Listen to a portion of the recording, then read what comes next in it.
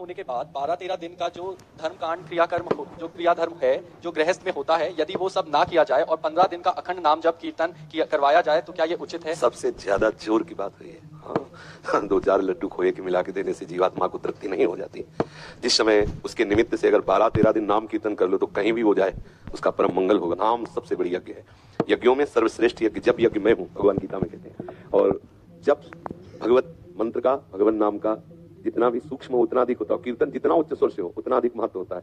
कीर्तन में साक्षात प्रभु पधारते हैं। 12-13 दिन किसी के नाम के प्रति कीर्तन किया जाए, निश्चित उसका कल्याण। इसमें ये बहुत अच्छा लगा। यदि ऐसा हो, वो कोई भक्ति कर सकता है। जैसे ब्याह हुआ पुत्री का तो भाई जी ने अखंड कीर्तन रखा और बारात के साथ अखंड कीर्तन चला, पंगत हुई, अखंड कीर्तन पूरा, मतलब नाम कीर्तन, कोई भी बीच में गाना बजाना नहीं, कोई बैंड बाजा, नाम कीर्तन, मृदंग मंजीरा, ये तो भक्तों के द्वारा ही होता है। सबसे बड़ा महामहिमा में प्रभु का नाम है। वो नाम की जय घोष हो रही, नाम की गूंज हो रही, उस जीव का परम मंगल होगा, इसमें कोई संशय नहीं।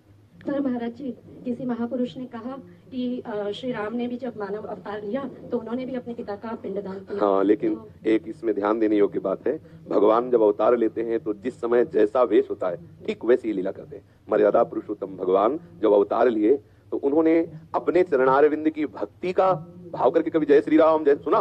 वो बात हनुमान जी से पूछो, समझ रहे हो ना?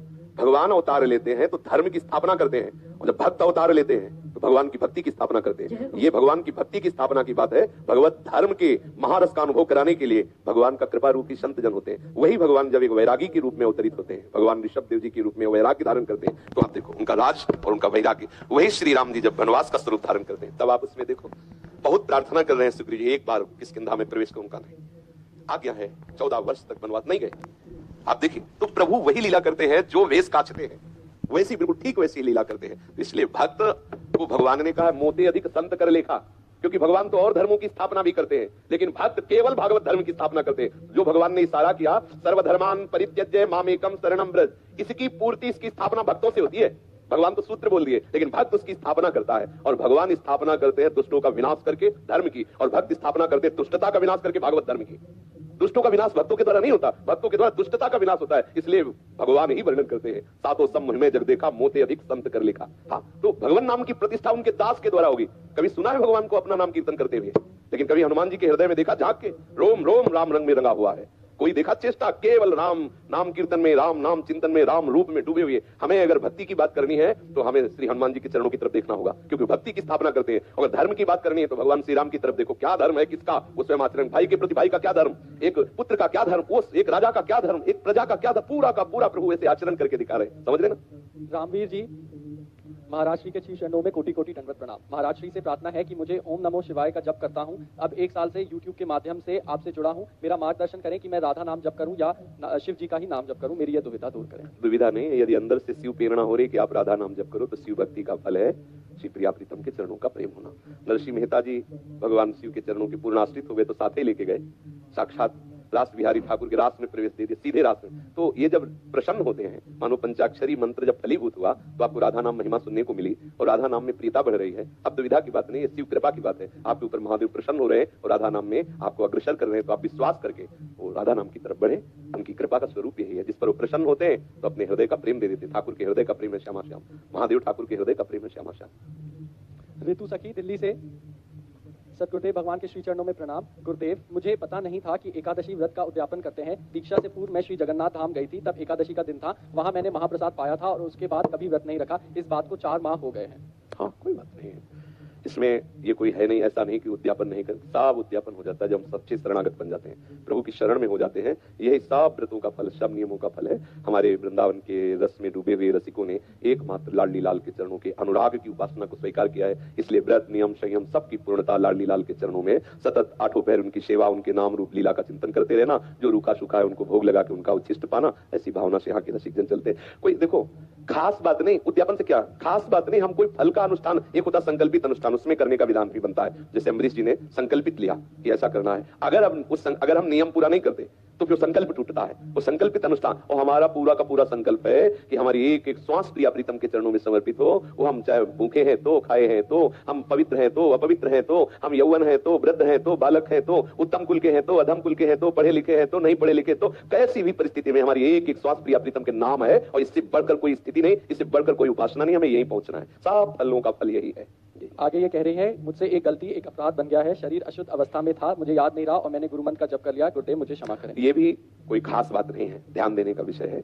जब हमें स्मृति ही नहीं है तो हमें तो साधना का फल मिल रहा है। ध्यान देने की बात है, अंदर की बात है, सर्वज्ञ प्रभु जानते हैं। यदि हमारी मंत्राकार वृत्ति टूट रही, हमें पता नहीं, फिर शौचालय में एकदम ध्यान आया कि हमारा शरीर तो उसी समय बंद कर दिया, नाम चलाने लगे, लेकिन उसका कोई अपराध नहीं लगेगा, क्योंकि सही माने में साधना का फल यही है कि हमें बाह्य शुद्धि न रह जाए कि शरीर क्या कर रहा है, प्रिया प्रीतम के प्रेम में डूब जाए। अगर एक क्षण के लिए ऐसी स्थिति आई है और आपको होश नहीं है, वो कोई अपराध नहीं है, मनाओ कि ऐसी स्थिति बनी रहे कि होश ही ना आवे, इस मलमूत्र के भांड का होश ही ना आवे, केवल प्रिया। ये सब वहां तक पहुंचने के लिए है। वहां जब पहुंचे तो फिर इसका कोई महत्व नहीं रहता, कोई सच्ची बात, कोई महत्व नहीं रहता। ये तो केवल वहां तक पहुंचने के लिए है, क्योंकि शरीर के प्रति हमारा जो राग है, इसलिए पवित्रता का विधान, नहीं तो हम सदैव पवित्र ही रहते हैं।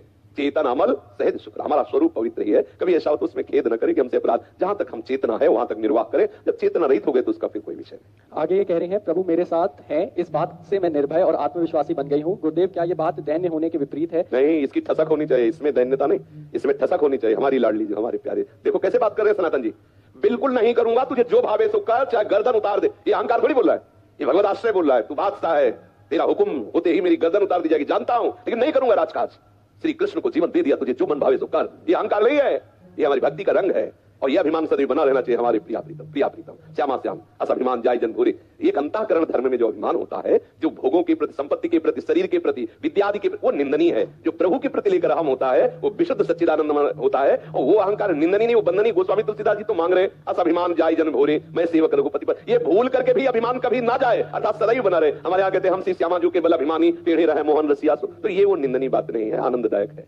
श्रद्धा जी बरेली से, महाराज जी के श्री चरणों में कोटि कोटि नमन। महाराज जी, कभी कभी मन में आता है कि वृंदावन के निर्जन स्थानों पर जाकर भूमि, वृक्ष और लताओं से लिपट लिपट कर रहूं, किंतु यह विचार बिजली की कौंध के साथ चला जाता है। इसके स्थायी रहने के लिए क्या करें? वृंदावन रज का सेवन करो, ठाकुर का चरणामृत पियो, वृंदावन के रसिकों के चरित्र पढ़ो, जो वृंदावन रजोपसेवी है, वो रंग आ जाएगा, स्थायी रंग आ जाएगा, विकलता आ जाएगी। लवकुश जी दिल्ली से, बबली जी बरसाना से, महाराज जी के चरणों में दंडवत प्रणाम। गुरुजी, मैं और मेरे माता पिता 3 साल से परेशान हैं। मेरे को एक पीपल के पेड़ से भूतनी लग गई है। वो रात को रोज 11 से 2 तक हमारे पास आती है और बहुत भयानक रूप दिखाती है। और कुछ कहती है क्या?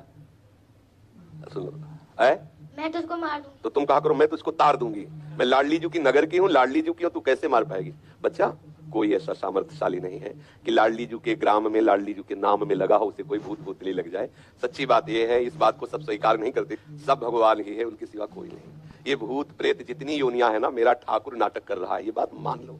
नामदेव जी के सामने लंबा चौड़ा भूत प्रकट हुआ, बोले आओ लंबकनाथ प्रभु आप ही आए, अले वहां भी टल प्रकट हो गए, क्योंकि वही है।